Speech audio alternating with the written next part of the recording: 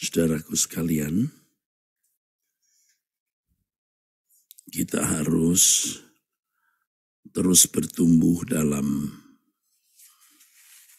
penghayatan akan Allah sampai benar-benar kita mengalami bahwa Allah itu hidup. Benar-benar Allah itu nyata. Dari percaya sampai mengalami, saudaraku. Makanya kita tidak boleh puas hanya merasakan apa yang kita yakini. Kalau kita hanya merasakan apa yang kita yakini, kita berfantasi, saudara. Tapi kita harus merasakan yang benar-benar kita alami. Kalau firman Tuhan mengatakan, kecaplah. Ya. Kalau firman Tuhan mengatakan, kecaplah. Betapa baik Tuhan. Itu artinya bukan sesuatu yang bersifat fantasi, tetapi satu yang nyata yang kita alami, saudaraku. Kecaplah betapa baiknya Tuhan itu. Jadi kalau kita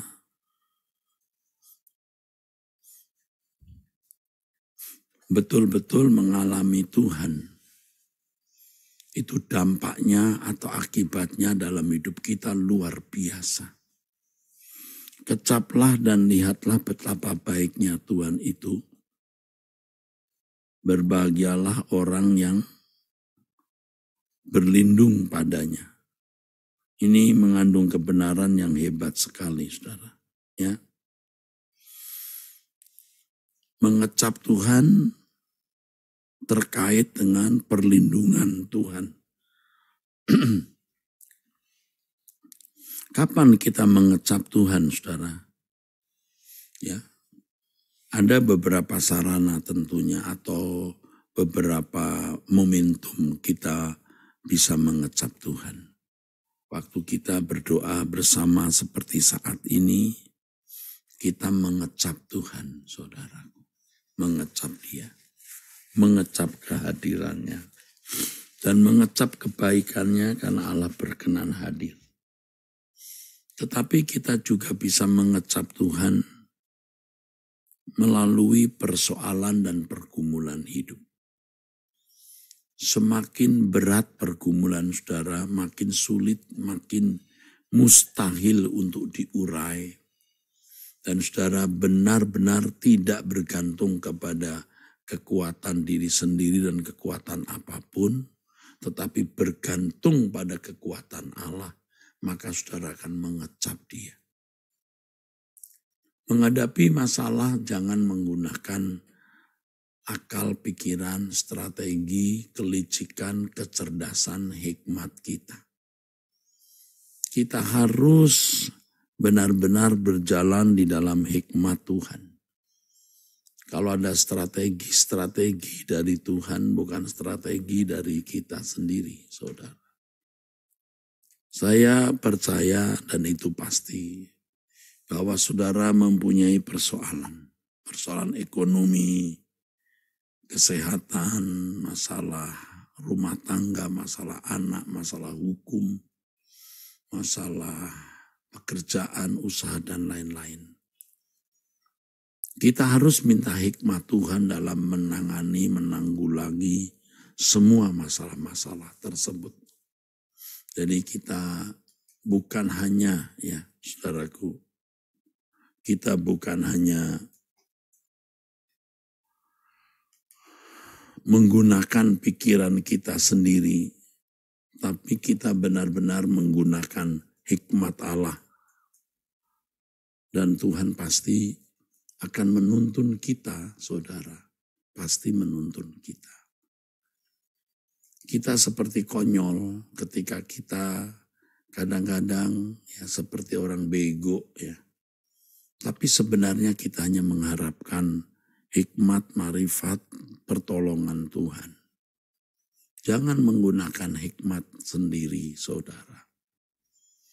Nah, kalau kita percaya Allah itu benar-benar hidup, maka di dalam menghadapi setiap persoalan dan pergumulan kita tidak menggunakan pikiran kita sendiri. Ya, kita minta hikmat Tuhan. Tetapi ini harus disertai penyerahan kepada Tuhan. Pasti di antara saudara banyak yang menghadapi persoalan berat sampai tidak bisa ngomong. Apa yang harus kulakukan Tuhan? Bingung ya. Kita belajar seperti pemazmur di Mazmur pasal 73. Dan aku diam, tetap diam di hadirat-Mu. Ya. Bukan berarti lalu kita diam harfiah, kita tidak aktif secara tanggung jawab. Kita ada waktu duduk diam di kaki Tuhan dan aku tetap di hadirat-Mu. Karena di situ kita mohon hikmat Tuhan dalam menanggulangi masalah.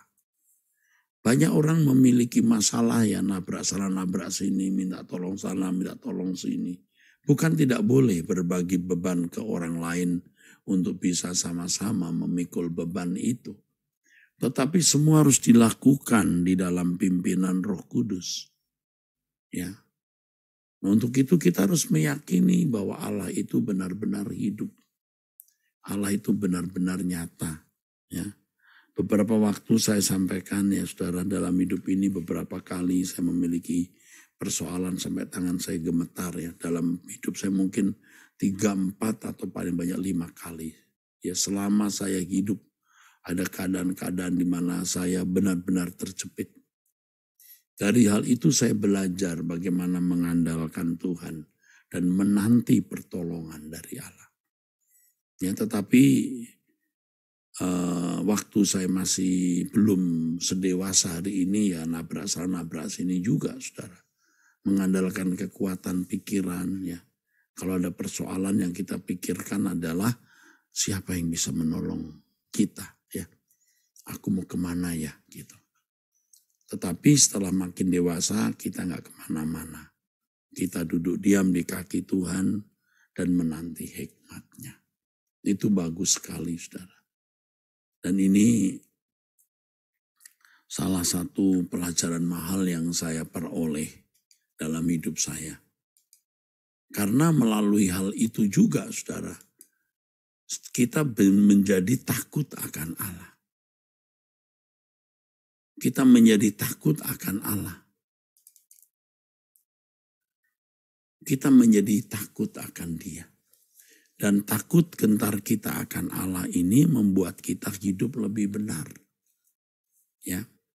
Jadi kalau saya gambarkan urutannya saudara, petanya itu begini. Tuhan bawa kita ke persoalan yang sangat berat. Ya. Entah masalah ekonomi, kesehatan, rumah tangga, masalah anak, masalah studi, atau masalah apapun. Dalam ketidakberdayaan tersebut, ikuti apa yang saya nasihatkan, saya sampaikannya. Demi nama Tuhan Yesus. Belajar bergantung kepada Tuhan saja. Ya. Ketika kita bergantung kepada Tuhan saja, ya saudara, kita mengalami Allah. Di situ kita belajar mengalami Tuhan. Allah itu benar-benar hidup, Allah itu benar-benar nyata. Nah, dari pertemuan dengan Allah melalui pergumulan yang berat, maka kita menjadi takut akan Allah. Lagi pula memang kita tidak bisa berlindung kepada Allah sementara kita hidup tidak bersih. Sementara kita tidak kudus, kita tidak bisa saudara bergantung kepada Tuhan minta perlindungannya. Kalau sampai bisa ya kita benar-benar tidak punya nurani itu saudara. Nah, dengan kita mengalami Allah melalui persoalan berat yang saudara alami, yang kita alami, kita bisa lebih takut akan Allah. Dengan takut akan Allah, kita menjadi hidup lebih berkenan. Nah, sampai saatnya Kita sampai pada satu titik di mana ketika kita berhadapan dengan Tuhan nanti di pengadilan Tuhan, maka kita didapati benar-benar tidak bercacat, tidak bercela. Nah, ini kebalikan dari yang saya sampaikan kemarin. Nanti di tahta pengadilan Tuhan ada orang-orang yang melihat betapa jahat dirinya, betapa bengisnya, begitu semenang-menang terhadap orang lain, begitu angkuh, begitu sombong, ya, betapa tidak jujur, betapa bobrok rusaknya orang dirinya.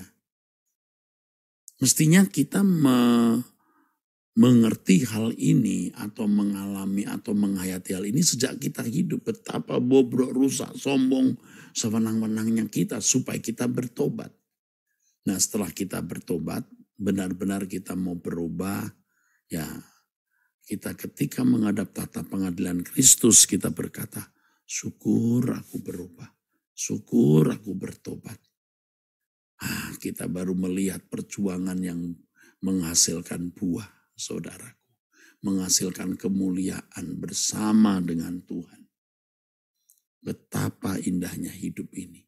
Oleh sebab itu jangan takut menghadapi persoalan besar. Ada berkat abadi di balik semua itu. Ya. Jangan takut karena Allah Maha Kuat. Allah pasti menolong saudara dalam segala keadaan yang saudara alami. Semua dirancang Allah untuk mendatangkan kebaikan. Bukan hanya kita yakini kalimat ini, kita setuju, tapi kita mau benar-benar mengalaminya. Ya, oke. Saya berharap renungan ini memberkati saudara-saudara sekalian. Kecap betapa baiknya Tuhan. Artinya alami dia melalui segala persoalan hidup yang membuat kamu takut akan Allah dan kemudian berjuang untuk hidup berkenan di hadapan Allah demi kita bisa menghadap tahta pengadilan Tuhan. Ya, kita akhiri dengan pujian ini, saudaraku. Ya Bapa yang Maha Kuat.